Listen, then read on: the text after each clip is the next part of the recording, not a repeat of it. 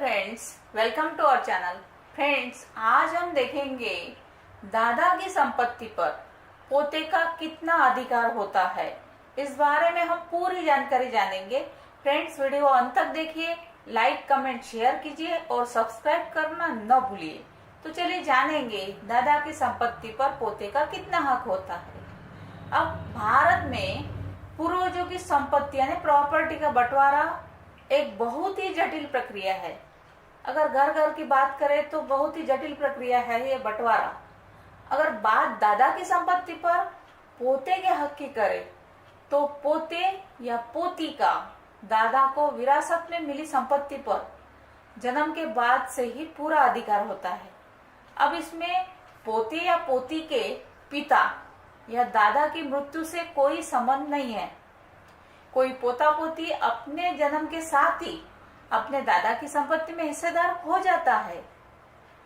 अब दादा की पैतृक संपत्ति है तो ऐसे में क्या होता है, ऐसी संपत्ति जो किसी पिता द्वारा अपने पिता, दादा या परदादा आदि से विरासत में मिली है, ऐसी पैतृक संपत्ति कही जाती है। इसे पैतृक संपत्ति कहते हैं, यानी एंसेस्ट्रल प्रॉपर्टी। अब पैतृक या पुश्तैनी संपत्ति में हिस्सेदारी का अधिकार जन्म से ही हो जाता है, यानी कोई बच्चे का जन्म हुआ तो उसे पैतृक संपत्ति में जन्म से हिस्सा मिल जाता है। अब जो विरासत के अन्य तरीके से अलग होता है, अब संपत्ति के अधिकार के अन्य तरीके में वारिस का अधिकार प्रॉपर्टी मालिक की मृत्यु होने के बाद खुलता है। अब पैतृक संपत्ति में अधिकार कैसा होता है, इस बारे में हम जानेंगे। जैसे कि पैतृक या पुश्तैनी संपत्ति में अधिकार प्रति भूभाग के आधार पर निर्धारित किया जाता है। अब प्रति व्यक्ति नहीं, इसलिए हर पीढ़ी का हिस्सा पहले निर्धारित किया जाता है और बाद में अगली पीढ़ी के लिए उस हिस्से का उपविभाजन किया जाता है जो उनके पूर्ववर्तियों द्वारा विरासत में मिली है। अब नाती पोते का हक कैसा होता है पैतृक संपत्ति में, तो पैतृक संपत्ति में नाती पोते का समान हिस्सेदारी होती है, यानी इक्वल होता है प्रॉपर्टी में हिस्सा।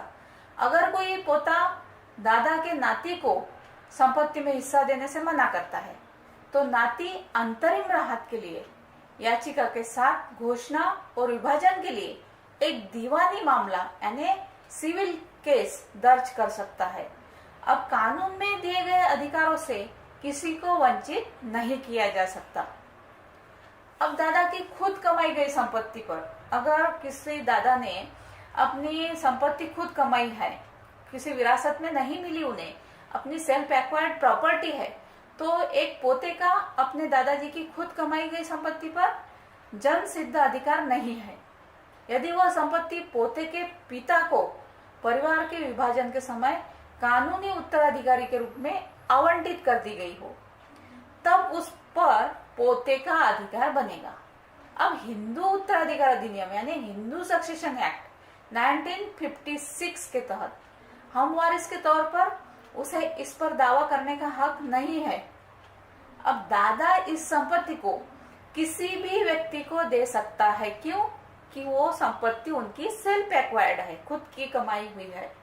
अब वसीयत नहीं है तब, अब दादा की वसीयत नहीं है तब प्रॉपर्टी किसको जाएगी। यदि दादा बिना किसी वसीयत के उनकी मृत्यु हो जाती है तो केवल उनकी पत्नी, पुत्र और बेटी का इस संपत्ति पर अधिकार होगा। अब मृतक की पत्नी, पुत्र और पुत्रियों द्वारा विरासत में मिली संपत्तियों को उनकी निजी संपत्ति माना जाएगा और उस संपत्ति में किसी अन्य का दावा नहीं होगा। सो फ्रेंड्स, यह थी दादा के संपत्ति में पोते का हक कितना, इस बारे में महत्वपूर्ण जानकारी। Thank you.